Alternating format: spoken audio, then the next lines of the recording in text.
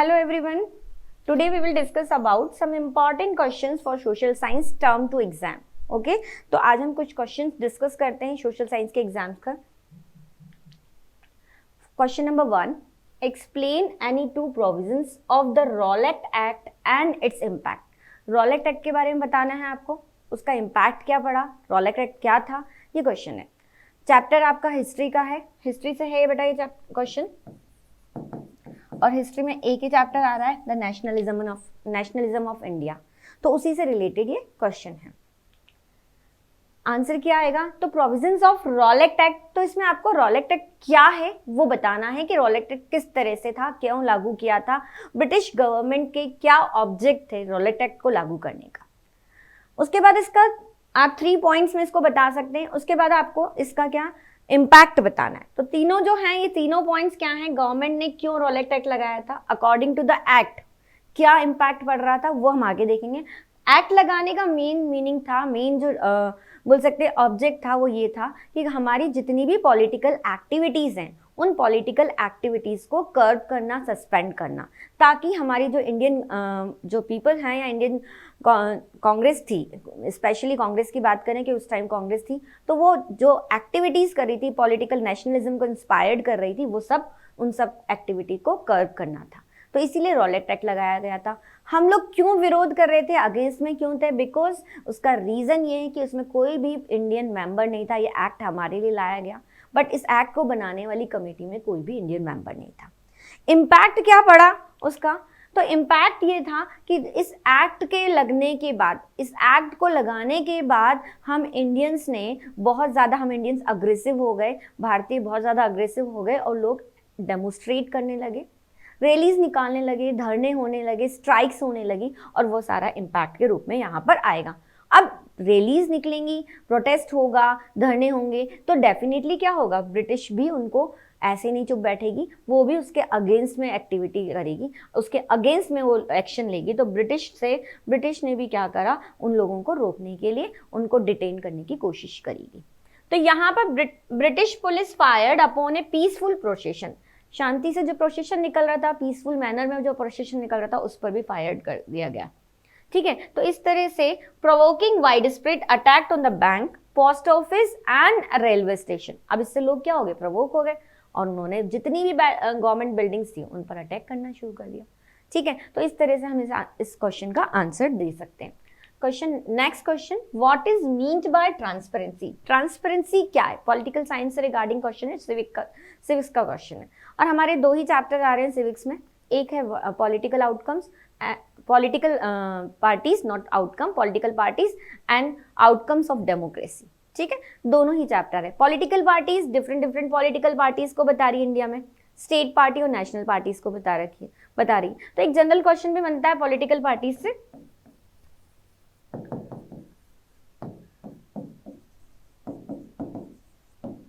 National parties, what are the difference between the national parties and state parties, दोनों का difference आपको पता होना चाहिए.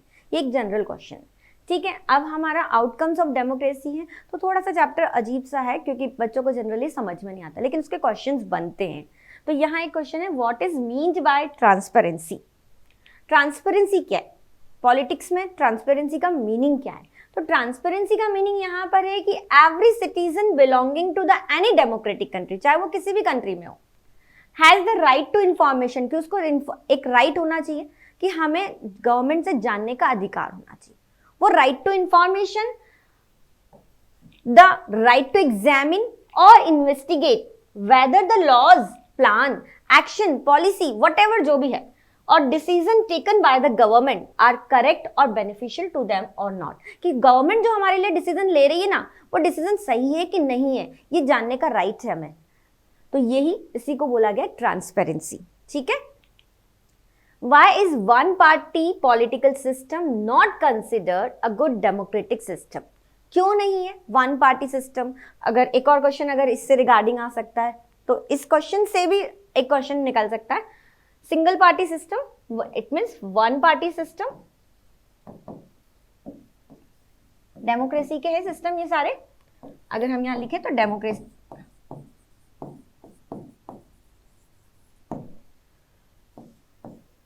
Bi party system,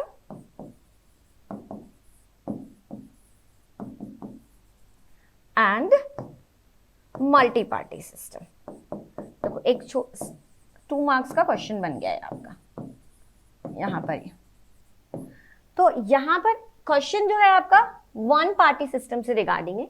why is one political party system not considered a good democratic country. आपके mind में ध्यान होना चाहिए, आपको चाइना का एग्जाम्पल याद होना चाहिए कि क्यों वन पार्टी सिस्टम इंपॉर्टेंट, अच्छा नहीं है डेमोक्रेटिक सिस्टम के लिए, डेमोक्रेटिक गवर्नमेंट के लिए अच्छा नहीं माना जाता है। तो सिंपल सा है, 2 मार्क्स का क्वेश्चन बन सकता है ऐसा, one party political system is not considered a good democratic system because it does not offer A meaningful choice. Class 9th में हमने एक पढ़ा थे फीचर्स ऑफ डेमोक्रेसी, उसी से रिगार्डिंग यहाँ पर आंसर आ रहा है कि वन पार्टी सिस्टम चाइना में थी तो लोगों के पास मीनिंगफुल चॉइस नहीं थी। तो वो मीनिंगफुल चॉइस वर्ड आपको याद रखना है और उसी को लेकर आपको आंसर देना है, ठीक है। और हमारे पास ऑप्शन नहीं होता in the one party system. जैसे चाइना में कम्युनिस्ट पार्टी है, अब कम्युनिस्ट पार्टी के ही नॉमिनेट होते हैं कैंडिडेट, तो we don't have any choice. Chinese citizens के पास कोई चॉइस ही नहीं है कि किसको चूज करें। हमारे यहाँ की बात करते हैं, इंडिया को कंपेयर करते हैं चाइना से, तो हमारे यहाँ तो मल्टी पार्टी सिस्टम है और हमारे पास तो लॉट ऑफ चॉइस है, हम किसी को भी चूज कर सकते हैं, किसी को इन द सेंस जितनी भी नेशनल पार्टीज है, 7 नेशनल पार्टीज हैं, पॉलिटिकल पार्टीज है, 7 नेशनल पॉलिटिकल पार्टीज है। तो अगर वो अपने कैंडिडेट को नॉमिनेट करती है तो हमारे पास लॉट ऑफ चॉइस है, लॉट्स ऑफ चॉइस है हमारे पास, ठीक है। तो नेक्स्ट क्वेश्चन है what is the major objective to develop super highways. ये ज्योग्राफी से क्वेश्चन है आपका। ज्योग्राफी का चैप्टर आपको पता चल ही रहा होगा, लास्ट चैप्टर से क्वेश्चन है, life lines of national economies, ठीक है। तो सुपर हाईवेज का बनाए गए हैं इंडिया में और उसका क्या मेजर ऑब्जेक्टिव है ये बताना है आपको। सो वन मेजर ऑब्जेक्टिव, अगर 2 मार्क्स में आता है एक ही मेजर ऑब्जेक्टिव बताना रहेगा। One major objective of the developing super highways is to connect mega city of India with the each other. NCERT की लाइन है और जनरली अगर आप प्रिस्क्राइब करें या लिखना कोशिश करें, अगर आपको एनसीईआरटी के वर्ड्स याद रहते हैं तो आप लिखें, मार्क्स पूरे मिलेंगे आपको और पॉइंट में होने चाहिए answers. Most of the questions के आंसर आप पॉइंट में लिखिए। Next, describe any 3 main policies of Bharatiya Janata party. Again political party का क्वेश्चन है।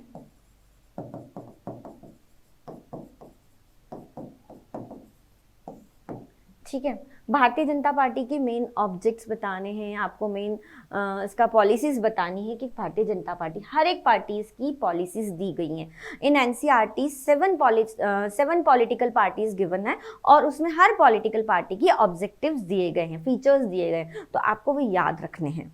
तो इसमें क्वेश्चन इसी रिगार्डिंग से बता दिया। अब इस तरह से आप 7 पॉलिटिकल पार्टीज को याद रख सकते हैं, क्योंकि क्वेश्चन तो कहीं से भी आ सकता है। यहाँ पर हमने एग्जाम्पल दिया है कि 7 पॉलिटिकल पार्टीज हैं, नेशनल पार्टीज के रूप में है ये, एक्चुअली नेशनल पार्टीज हैं, उनमें से एक हमने भारतीय जनता पार्टी का लिया है, ठीक है। चलिए नेक्स्ट, क्या ऑब्जेक्ट हो सकते हैं, क्या पॉलिसीज हो सकती है। तो भारतीय जनता पार्टी थोड़ी अलग पॉलिसीज हैं, ठीक है। यहाँ पर भारतीय जनता पार्टी की जो पॉलिसी है, सबसे मेन जो इसका ये याद रखो, एंशिएंट कल्चर और वैल्यू को, इनको इंपॉर्टेंस देखती है। मॉडर्न होना है, ठीक है, मॉडर्न होना जरूरी है, लेकिन हमारे पुराने कल्चर को और उसका वैल्यू को भी याद रखना जरूरी है। मतलब मॉडर्नाइज होना है लेकिन साथ में अपने एंशिएंट कल्चर को भी रेस्पेक्ट करना है, ये याद रखना है आपको। Cultural nationalism is essential issue and it's conception, और साथ में अपने कल्चरल नेशनलिज्म को इंस्पायर करते हुए काम करना है। ऐसा नहीं है कि मॉडर्नाइज होना है तो हमें आगे बढ़ना है तो हम पुरानी चीज़ों को भूल जाएं। भारतीय जनता पार्टी कहती है कि अपने एंशिएंट कल्चर को रेस्पेक्ट करते हुए आप आगे चाहिए। Wants full territorial and political integration, ये मेन ऑब्जेक्ट है, ये पॉलिसी मेन है of Jammu Kashmir with India, और ये उसने किया है आर्टिकल 370 रिमूव करके, ये हो चुका है। तो भारतीय जनता पार्टी का ये ऑब्जेक्ट क्या था, मेन पॉलिसी क्या था, क्योंकि जो जम्मू कश्मीर है जिसको स्पेशल राइट्स दिए गए थे, स्पेशल स्टेट्स की कैटेगरी में डाला गया था, उसको इंटीग्रेट करना, या उसको ये बोल सकते हैं कि हम मर्ज करना, उसको नॉर्मल एक साथ करना, पूरी कंट्री के एक जैसे रूल एंड रेगुलेशन करना, वो मेन ऑब्जेक्ट था उनका, और उन्होंने यही किया। उसको आर्टिकल 370 रिमूव कर दिया गया, उसके तहत उनको स्पेशल राइट्स गिवन थे जम्मू कश्मीर को। ओके, नेक्स्ट क्वेश्चन, ये आपका इकोनॉमिक्स का क्वेश्चन, चैप्टर आपको सबको पता चल ही रहा है ये कौन सा है। Foreign trade integrates the market in a different countries, support this statement with the argument। बेटा इस तरह के क्वेश्चन जनरली आ जाते हैं, एनसीईआरटी की लाइन दे देते हैं और आपको उसके अगेंस्ट उसको जस्टिफाई करना है, उसके सपोर्ट में आर्ग्यूमेंट्स करने, स्टेटमेंट देने बताने हैं, ठीक है। तो foreign trade integrate the market in a different country, foreign trade अगर हम करते हैं तो उससे अलग अलग कंट्री में क्या इफेक्ट है, किस तरह से वो इंटीग्रेट कर रहा है, तो देखते हैं आंसर। देखो फॉरेन ट्रेड क्या कर रहा है, आपको अपॉर्चुनिटी प्रोवाइड कर रहा है, किसको, दो ट्रेड करने में दो पर्सन या दो फैक्टर्स होते हैं, बायर और प्रोड्यूसर। अब दोनों को ही इफेक्ट करता है foreign trade. Buyers to reach beyond the domestic market of their own country, ठीक है। बायर के पास आज हमें कुछ खरीदना है सपोज, तो हमारे पास चॉइस हो जाएगी, और जिसको बेचना है प्रोड्यूसर है उसके पास भी चॉइस होगी, उसके पास भी इंटरनेशनल मार्केट हो जाएगा। तो यानी कि दोनों को इफेक्ट कर रहा है, दोनों को इंटीग्रेट कर रहा है। वही चीज आपको बतानी है यहाँ पर। Goods travel from one country to another for the buyers import of goods produced in another country provide opportunity to extend their choice of goods beyond what is domestically produce. आज हमें कुछ भी सपोज खरीदना है तो हमारे पास choice केवल डोमेस्टिक मार्केट की नहीं है, इंटरनेशनल मार्केट से भी हम खरीद सकते हैं। तो यहाँ पर ये दोनों चीजों को इफेक्ट करता है फॉरेन ट्रेड, ये आपको इसमें बताना है। How does SHG manage its finance. अब SHG self help group, self help group को बताया है इसमें कि सेल्फ हेल्प ग्रुप जो है वो कैसे फाइनेंस को मैनेज करता है। तो बेटा सेल्फ हेल्प ग्रुप की बात की गई है यहाँ पे। चैप्टर आपका है अगेन इको का चैप्टर है, उससे रिगार्डिंग है, और आपका चैप्टर आपको पहचान में आ रहा है कौन सा चैप्टर है। तो एसएचजी जो है सेल्फ हेल्प ग्रुप जो है मैनेज इट्स फाइनेंस, फाइनेंस को किस तरह से मैनेज करता है। तो देखते हैं, ये विलेज में बनने वाला ग्रुप है। सेल्फ हेल्प ग्रुप क्या है, विलेज में बनता है। गांव में जनरली कमेटीज बनती हैं, छोटे छोटे ग्रुप्स बनाए जाते हैं, उन्हीं को बोला गया है यहाँ पर। तो कैसे करता है बेटा, देखते हैं फॉलोइंग मैनर्स। देखो स्मॉल सेविंग, छोटी छोटी सेविंग्स, इसके मेंबर्स जो होते हैं सेल्फ हेल्प ग्रुप के, वो छोटी छोटी सेविंग्स करते हैं और वो सेविंग करके उन पर आगे बढ़ते हैं, ठीक है। These saving make the resource pool for the SHG और members can take small loan. और जब छोटी छोटी सेविंग करके एक बड़ी सेविंग हो जाती है तो मेंबर्स को जब नीड होती है तो वो क्या ले लेते हैं, लोन ले सकते हैं, क्योंकि उनकी जो बेसिक नीड्स को पूरा करने के लिए या जो भी उनकी नीड्स होती है उनको पूरा करने के लिए। The group charges reasonable interest on these. अब ये जो ग्रुप होता है वो रीजनेबल रेट्स पर जो बोल सकते हैं इंटरेस्ट रेट रख सकता है, which is very less in a comparison to what the money lenders charges. और जो मनी लेंडर्स से लेते हैं ग्रुप्स चार्ज, जो मनी लेंडर्स कौन होते हैं, गांव में जो होते हैं ना, जो बिग लैंड ओनर्स, वो उनसे अगर लेते हैं तो वो इनफॉर्मल सेक्टर होता है। ये सब इनफॉर्मल सेक्टर के पार्ट है। तो इनफॉर्मल सेक्टर क्या करेगा, इनफॉर्मल सेक्टर अगर होगा तो वो डेफिनेटली क्या करेगा, वो ज्यादा चार्जेस लेगा as compare the formal sector. तो बेटा यहाँ पर जो पुअर पीपल है उनको चार्जेस ज्यादा, अगर इंटरेस्ट ऑफ रेट ज्यादा देंगे तो डेफिनेटली उनको नुकसान होगा। तो यहाँ पर एसएचजी के द्वारा सेल्फ हेल्प ग्रुप जो इन्हीं के बनाया गया ग्रुप है उसके द्वारा वो लोन लेंगे तो उन्हें बेनिफिट होगा, उनके चार्जेस रेट ऑफ इंटरेस्ट कम लगेगा। नेक्स्ट है, अब देखो इसके अलावा, ये लॉन्ग क्वेश्चन है, इसके अलावा क्या है, जितने भी इंपॉर्टेंट डिसीजंस होते हैं लोन एक्टिविटी से रिगार्डिंग वो सब इस ग्रुप के मेंबर ही लेते हैं, वही डिसाइड करते हैं और वही उसका पर्पस ध्यान रखते हैं, अमाउंट ध्यान रखते हैं और उसी के अकॉर्डिंग वो चार्ज लेते हैं। If the group is regular, अगर मान लीजिए लोन पास भी हो जाता है और लोन दिया जाता है इन मेंबर्स को, और अगर ये loan if the group is regular है, रेगुलर सेविंग्स हो रही हैं, तो after some year it become eligible for the available loan from a bank without any collateral. और अगर ग्रुप अगेन कंटिन्यूसली सेविंग कर रहा है, ग्रुप अगेन रेगुलर है, तो बेटा विदाउट कोलेटरल, कोलेटरल बोलते हैं without any asset, without any बोल सकते हैं एसेट जो है उसको रखे बिना, कोई भी विदाउट कोलेटरल के बिना बैंक उनको लोन प्रोवाइड कर देगा। Democracy do not appear to be very successful in reducing economic inequality, justify the statement। आपको सिविक्स से क्वेश्चन है ये, और क्वेश्चन ये पूछता है, जनरली ऐसे क्वेश्चन आ जाते हैं और हमको लिखने को क्या है ये समझ में नहीं आता। तो democracy do not appear to be very successful in reducing economic inequalities। तो ये क्वेश्चन ये बोल रहा है कि डेमोक्रेसी क्या कर रहा है, बहुत ज़्यादा सक्सेसफुल नहीं हुआ है इकोनॉमिक इनइक्वलिटी को दूर करने में। सो जस्टिफाई दिस स्टेटमेंट, आपको स्टेटमेंट को जस्टिफाई करना है। कैसे करेंगे? तो देखो, इकोनॉमिक इनइक्वलिटी तो कम नहीं कर पाया है, बहुत ज़्यादा तो रिड्यूस नहीं कर पाया, लेकिन उस स्टेटमेंट को हमें जस्टिफाई किस तरह से करना है, क्योंकि हमें कोई भी स्टेटमेंट अगर जस्टिफाई करना है तो हमें उसके पॉजिटिव नेगेटिव दोनों इफेक्ट्स बताने हैं और लास्ट में कंक्लूजन बताना है। और आउटकम्स ऑफ डेमोक्रेसी से रिलेटेड है ये क्वेश्चन। तो आउटकम ऑफ डेमोक्रेसी जो चैप्टर है उसमें पूरा ऑल ओवर हुआ क्या है, पहले आपको negative, positive, then negative fact पढ़ने और बाद में कंक्लूजन बताना है कि democracy is better than other form of the government. तो ऐसा ही यहाँ क्वेश्चन में भी करना रहता है। So we find growing economy inequalities in democratic countries, small number of ultra rich. होता क्या है जनरली डेमोक्रेटिक कंट्रीज में, जो बहुत ज्यादा रिच पीपल हैं वो एंजॉय करते हैं, वो अपना बोल सकते हैं वो ज़्यादा इंजॉय करते हैं रिच पीपल। और अगर जो पुअर पीपल होते हैं ना, वो बेटा उनको बहुत ज़्यादा फैसिलिटीज़ नहीं होती, वो डिफ़िकल्ट होता है उनको कि बेसिक नीड्स भी वो पूरे नहीं कर पाते। तो यानी कि गैप जो है वो बहुत ज़्यादा है। किसके बीच के gap? Rich and poor people का जो गैप है वो बहुत ज़्यादा, और गैप कंटिन्यूसली बढ़ रहा है, घट नहीं रहा है। तो मेन थिंग इज दैट कि यहाँ पर जो ये गैप है रिच एंड पुअर पीपल का, इक्वलिटी लाने की बात की है, तो इसको हमें कम करना है। Through the democracy are gradually reducing the number of poor suffering from poverty and hunger.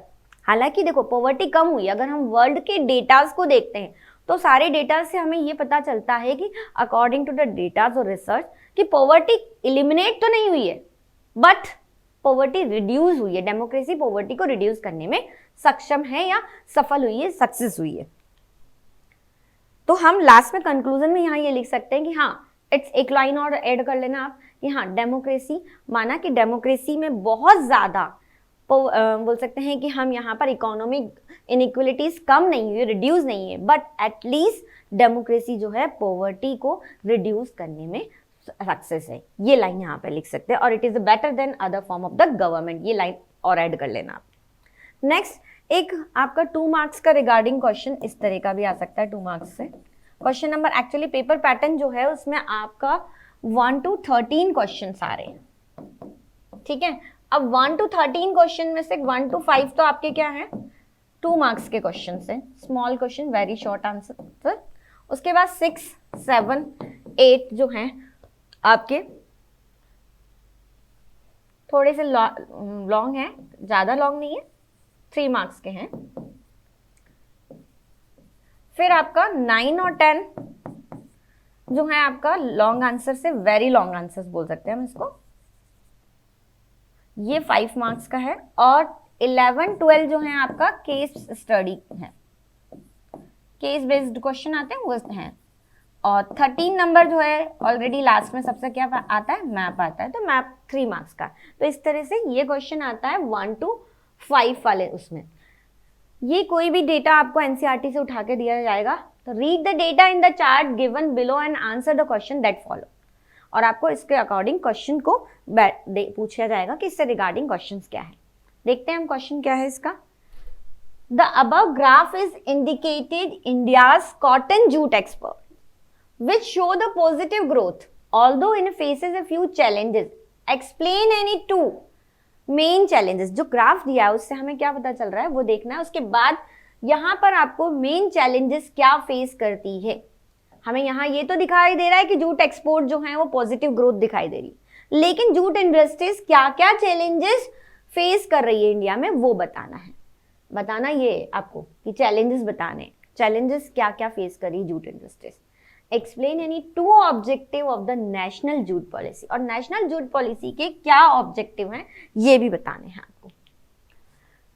देखो चैलेंजेस क्या क्या फेस कर रही है, तो जूट इंडस्ट्री बहुत ज़्यादा स्टिफ कंपटीशन हो गया है, किससे, नायलॉन से, सिंथेटिक फाइबर से, ठीक है, क्योंकि जूट जो है कॉस्टली होता है बेटा, और डिमांड जो है उसके अकॉर्डिंग आज क्या है, डाइवर्सिफाइड हो गई। क्योंकि अगर आपको चीप मिलेगा, बेटर मिलेगा, तो आप आई थिंक जो बहुत ज़्यादा बोल सकते हैं कॉस्टली है वो नहीं लेंगे और उसके कंपेयर में आप चीप लेंगे।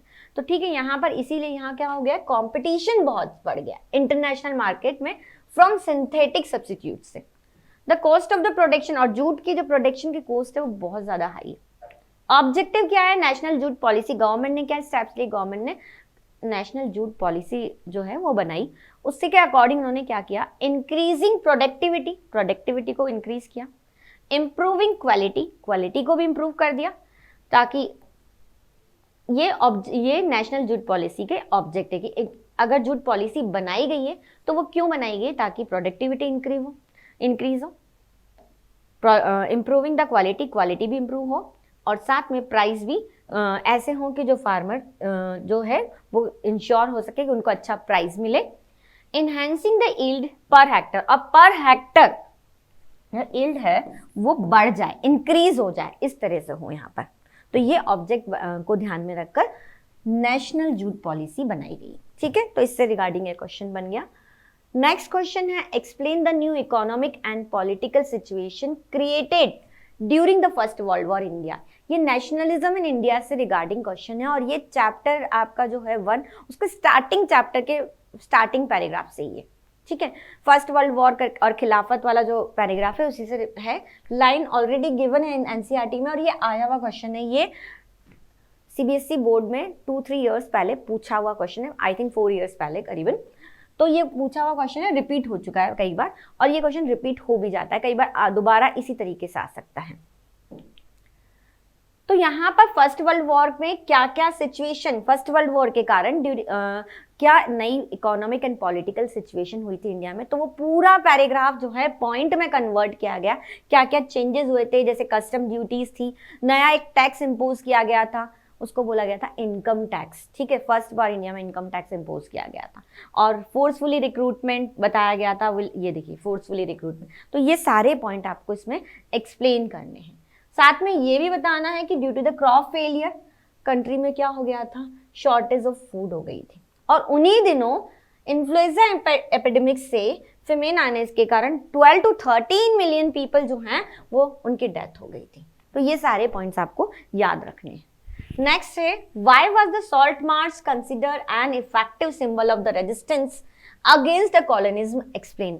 सॉल्ट मार्च को लेकर क्वेश्चन है, beginning of the civil disobedience movement आए तो भी आपको सॉल्ट मार्च लिखना है, क्योंकि सॉल्ट मार्च ही beginning of the civil disobedience movement है।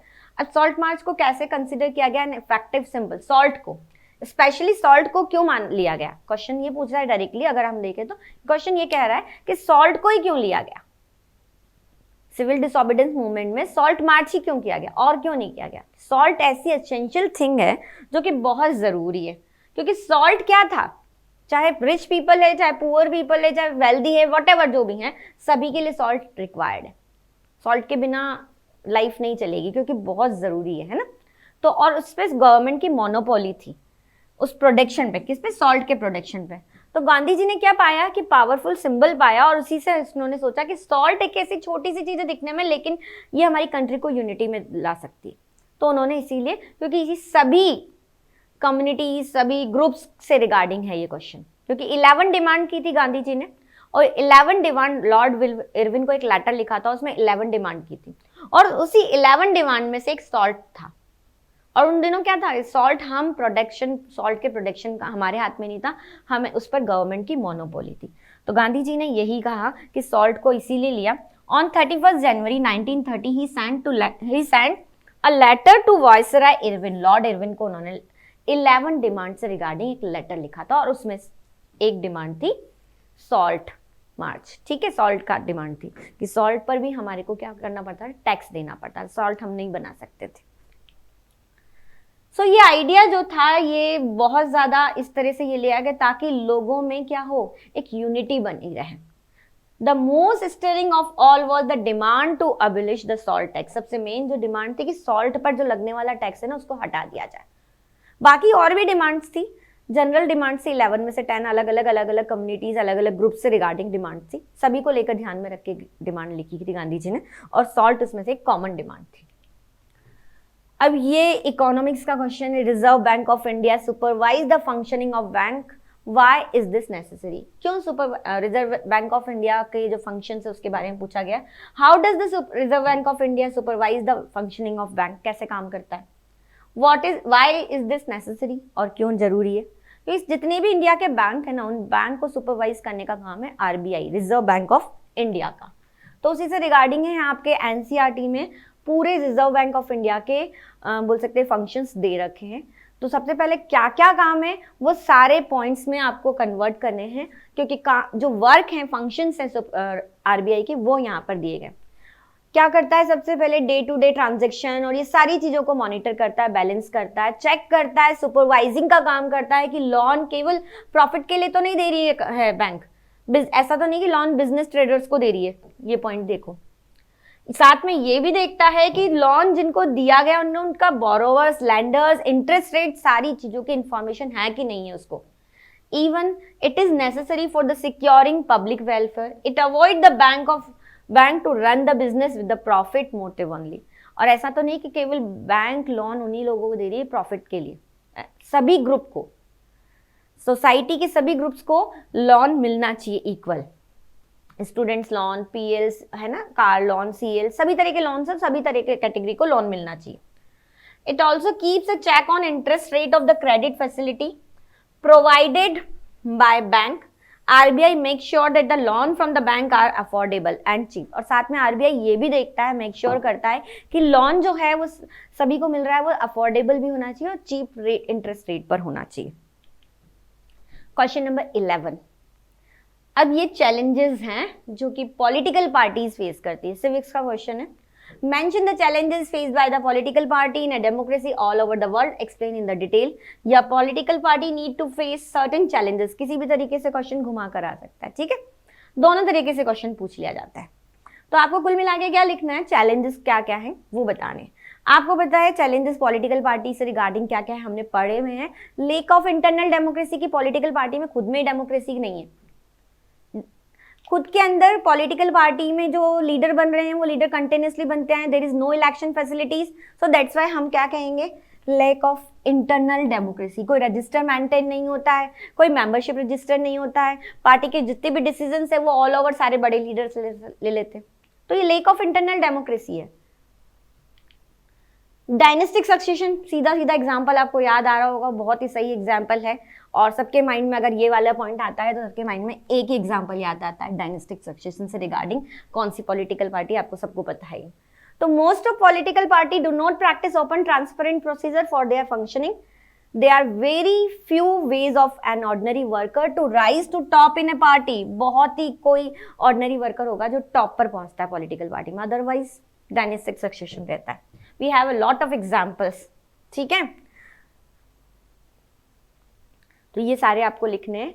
मनी एंड मसल्स पावर, पैसा है, पावर है जिसके पास, पॉलिटिकल पार्टी में उसी को टिकट मिलता है, ऐसा बोला जाता है, कैंडिडेट नॉमिनेट उसी में होते हैं। तो ये आपका वो है, इज इट क्लियर। तो इसमें लिखना है आपको कि since parties are focused only on winning election, आज के टाइम में पार्टी क्या फोकस कर रही है, इलेक्शन जीतना है, और किसी भी तरीके से भी जीतना है, तो वो उस व्यक्ति को, उस पर्सन को नॉमिनेट करेगी जिसके पास बहुत ज्यादा मनी हो, रिच पीपल हो, या मसल्स पावर, मतलब ज्यादा पावरफुल हो उस पर्सन को। तो ये इससे रिगार्डिंग क्वेश्चन था। एंड नेक्स्ट पॉइंट है आपका मीनिंगफुल चॉइस। आज के टाइम में किसी भी पॉलिटिकल पार्टी को चुने हम, सब में जो नोशंस हैं डिफरेंट होते हुए भी सबका एक टारगेट है कि हमें इलेक्शन जीतना है। Recent year there has been decline the ideological differences कम हो गया है। Parties in most part of the world, those who want to really different policy have no option available to them, और जो अलग पॉलिसी रखते हैं उनके पास ऑप्शन ही नहीं होता। आज के टाइम में सभी पॉलिटिकल पार्टी का मोटिव क्या रह गया है, इलेक्शन को जीतना, डिफरेंस बहुत कम हो गए। आप एग्जांपल देख सकते हैं, कोलिजन गवर्नमेंट ऑफ महाराष्ट्र, दोनों पार्टीज बिल्कुल डिफरेंट है, their notion is totally different, but फिर भी आज कोलिजन में है। तो हमारे पास इस तरह के बहुत सारे एग्जाम्पल्स हो सकते हैं, हम देख सकते हैं, उनको माइंड में रखकर आपको आंसर देना। तो करप्शन से तो बहुत बुरी तरह एडवर्सली अफेक्टेड है the economy of the country. It is the big reason of the inequalities in the society and the communities. Sometimes leader use their power to earn illegal money in spite of working of the country's benefits. और ये बहुत बड़ा part है कि corruption बहुत है। So next question है what are the expected outcomes of democracy explain. आपको आउटकम्स एक्सप्लेन करना है किससे रिगार्डिंग, जो हमारा चैप्टर है आउटकम्स ऑफ डेमोक्रेसी, उसके आउटकम्स। तो आपके माइंड में होना चाहिए कि जो चैप्टर के पूरे आउटकम्स लिखे हैं ना, outcomes in the sense political outcome, social outcomes and economic outcome, तीनों आउटकम्स को ध्यान में रखकर आंसर देना है। ऑल ओवर समराइज करवा लिया चैप्टर को क्वेश्चन को से। तो यहां पर पॉलिटिकल आउटकम,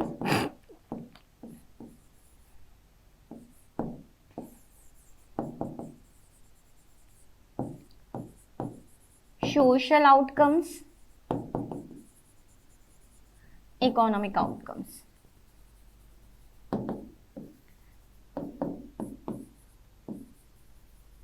इकोनॉमिक आउटकम्स, ठीक है।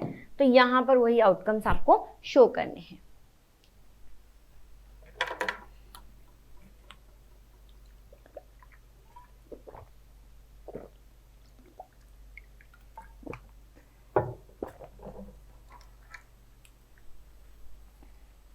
नेक्स्ट क्वेश्चन है, चलिए ये वाला क्वेश्चन, हाँ इसका आंसर देखते हैं हम।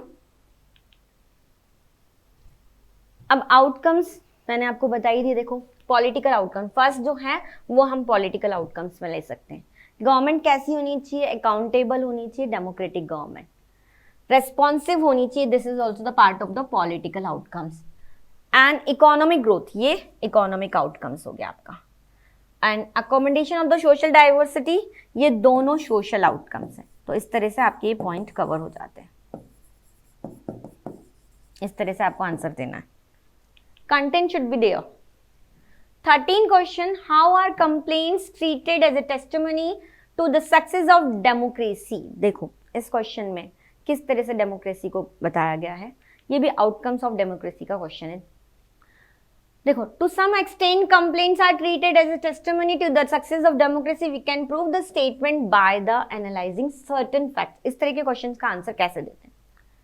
Slow and inefficient government, some people complain, कई बार देखो लोगों की एक्सपेक्टेशंस बहुत ज्यादा बढ़ जाती हैं, एक्सपेक्टेशंस बहुत ज्यादा बढ़ती है। एक्सपेक्टेशन, अगर हमने एक चीज दे दी तो बोलते हैं लोग डेमोक्रेसी में कि ये भी होना चाहिए। गवर्नमेंट ने अगर आपको कोई फैसिलिटी दे दी तो लोग बोलते हैं कि नहीं ये फैसिलिटीज और चाहिए। तो लोगों की एक्सपेक्टेशंस बहुत ज्यादा बढ़ती जाती है डेमोक्रेसी में। और कई बार ऐसा भी होता है कि स्लो एंड इनएफिशिएंट गवर्नमेंट है। Some people complain that the democracy is less effective government and it is a slow in functioning. काम करना बहुत मतलब स्लो प्रोसेस है यहाँ पर। देयर इज नो डाउट, और डाउट भी नहीं कि हाँ डेमोक्रेसी में होता है ऐसा। It can be more effective because they are fast in their decision making, but it is not certain that decisions are right or wrong. हाँ, any other form of the government हम discuss करें democracy के अलावा, अगर हम monarchy की बात करें, डिक्टेटर की बात करें, तो वहां पे क्या होता है, डिसीजंस क्विक डिसीजन होते हैं। बट आपको ये ध्यान रखना है इसमें, but it is not certain the decisions are right और रॉन्ग। राइट है कि रॉन्ग है डिसीजन पता नहीं है, क्विक डिसीजंस हो गए आपके। लेकिन इन डेमोक्रेसी स्लो है, इनएफिशिएंट है, लेस बोल सकते हैं कि हाँ स्लो डिसीजन है, बट डिले हो रहे हैं डिसीजन में, लेकिन डिसीजन जो हैं वो सभी को ध्यान में रख के किए जाते हैं। तो ज्यादा से ज्यादा पीपल्स के द्वारा एक्सेप्टेबल है, ये चीज यहाँ पर है। Next, unsuccessful in reducing economic exploitation. हाँ, तो अभी हमने इससे रिगार्डिंग एक और क्वेश्चन देखा था, उसमें भी यही पॉइंट थे लगभग। तो भाई डेमोक्रेसी ठीक है, इकोनॉमिक जो ग्रोथ है या इकोनॉमिक एक्सप्लोटेशन है उसको दूर करने में सक्सेस नहीं रही है, ठीक है। लेकिन पॉवर्टी को रिड्यूस एलिमिनेट नहीं कर पाई है डेमोक्रेसी हम। लेकिन फिर भी अगर आज हम डेटास को देखते हैं तो वर्ल्ड में एक जो पॉवर्टी है उसको क्या करा है यहाँ पर, उसने रिड्यूस किया है। सो there is no denying the fact that the democracy do not appear to have been successful in the reducing economic inequality, but it is only the possible in a democracy that the people can raise their voice against। लेकिन लोगों को बात कहने का right कहां पर है, only democracy में लोग अपनी बात कह सकते हैं। Not only economic inequalities but also against all type of inequalities. अगर हमें लगता है कि हम कहीं एक्सप्लॉइट हो रहे हैं, इकोनॉमिक एक्सप्लोटेशन है, तो हम अपनी बात को कह सकते हैं इन अ डेमोक्रेसी, ओनली और only in the democracy. All these facts show that complaints are treated as a testimony to the success of democracy. इस तरह से आपको आंसर देना है। पॉजिटिव नेगेटिव साथ में कंक्लूजन। एक्सपेक्टेशन फ्रॉम डेमोक्रेसी, लोगों की एक्सपेक्टेशंस बहुत ज्यादा बढ़ जाती है, लोगों को इतना मिलता है, लोग इतना सोचते हैं। तो यहीं पर लोगों का जो जज करने का क्राइटेरिया है ना डेमोक्रेसी का, वो उससे क्या हो जाता है, लोगों की कंप्लेंट्स बढ़ती जाती है।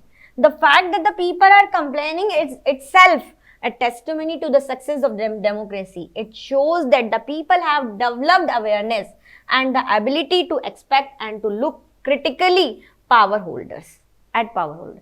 तो यही चीज बोला गया है कि डेमोक्रेसी में जितना ज्यादा क्रिटिसाइज होगा, लोग उतना अच्छा करने की कोशिश करेंगे, और वो एक तरह से टेस्टिमनी। डेमोक्रेसी एक ऐसा एग्जाम है जो कभी ना खत्म होने वाला एग्जाम बोल सकते हैं, ऑलवेज एग्जामिन है, ठीक है।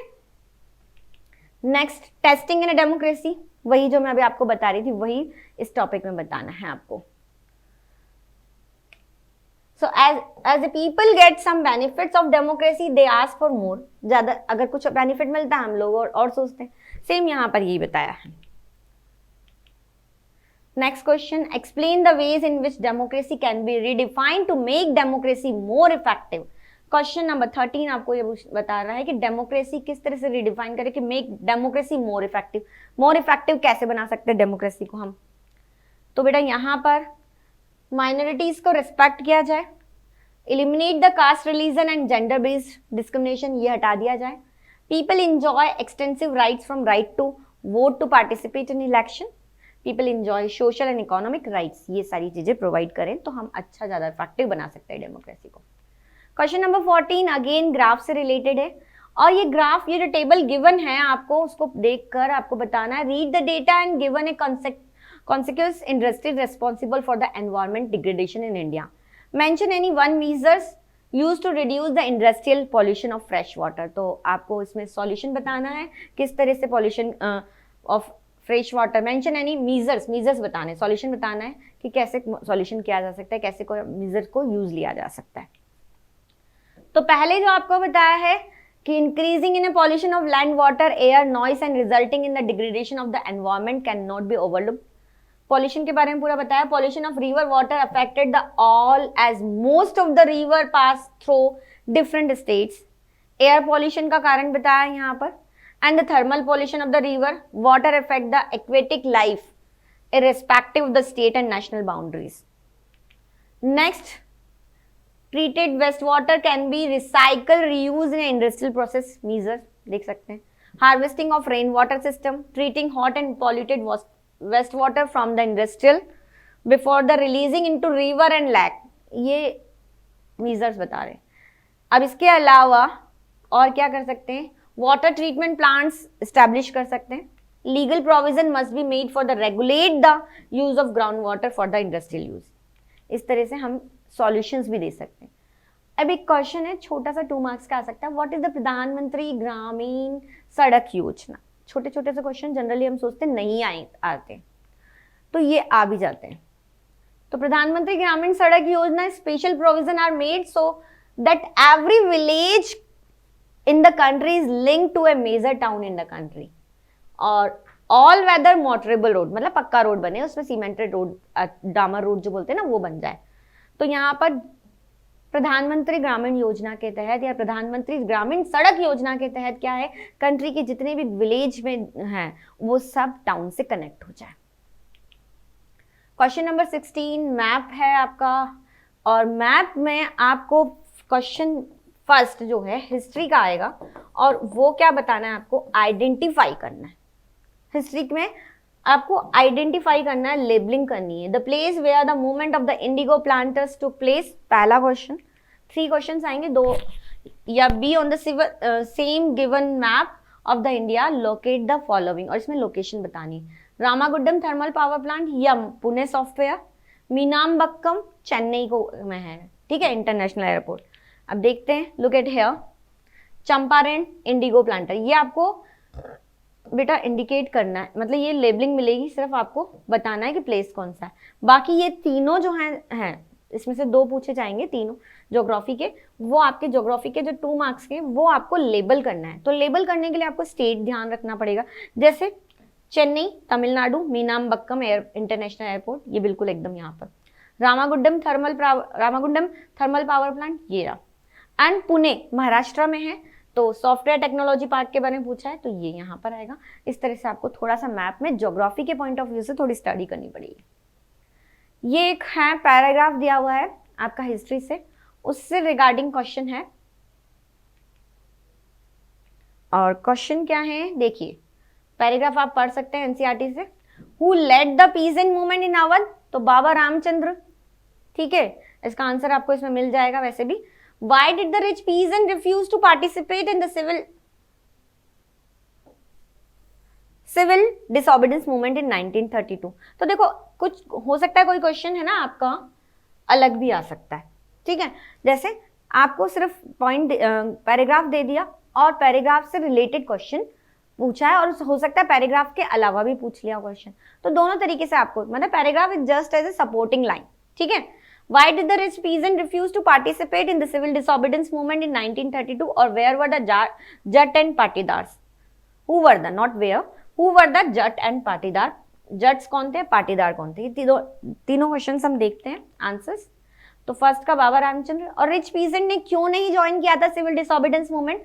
तो उसके लिए क्योंकि वो क्या हो गया, करना चाह रहे थे सिविल डिसोबीडेंस। रिच मूवमेंट ने पहले स्टार्टिंग में बहुत ही इंथुसिज्म से सिविल डिसोबीडेंस मूवमेंट को ज्वाइन किया था, लेकिन जब उन्होंने देखा कि ये मूवमेंट वापस से ले लिया गया है, इस मूवमेंट को बंद कर दिया गया था और अगेन जब रिलॉन्च किया गया था, तो ये क्या हो गए थे, डिसअपॉइंटेड हो गए थे।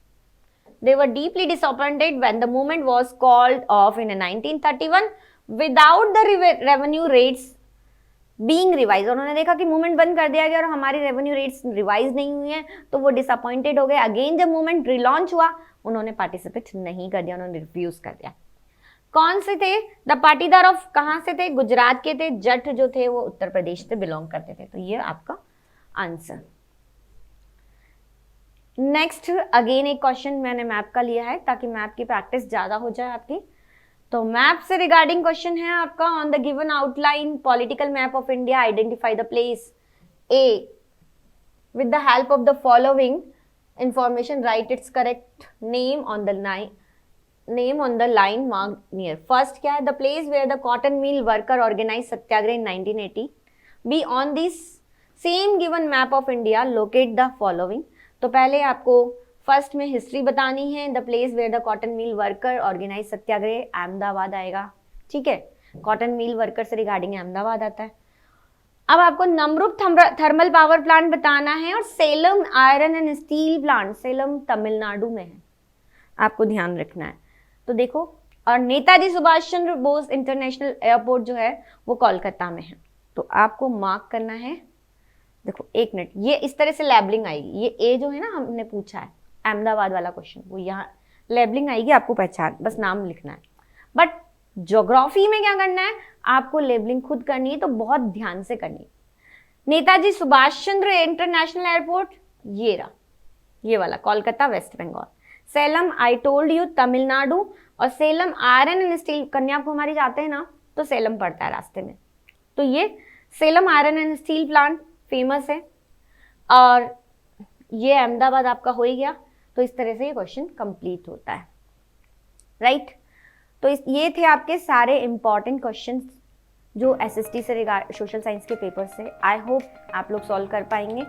All the best. और आपको इस पूरे इसकी पीडीएफ आपको मिल जाएगी यूट्यूब के सेशन के बाद, आपको लिंक में, सो आप वहाँ से ले सकते हैं। So please like and subscribe कीजिए हमारे चैनल को। Have a nice day.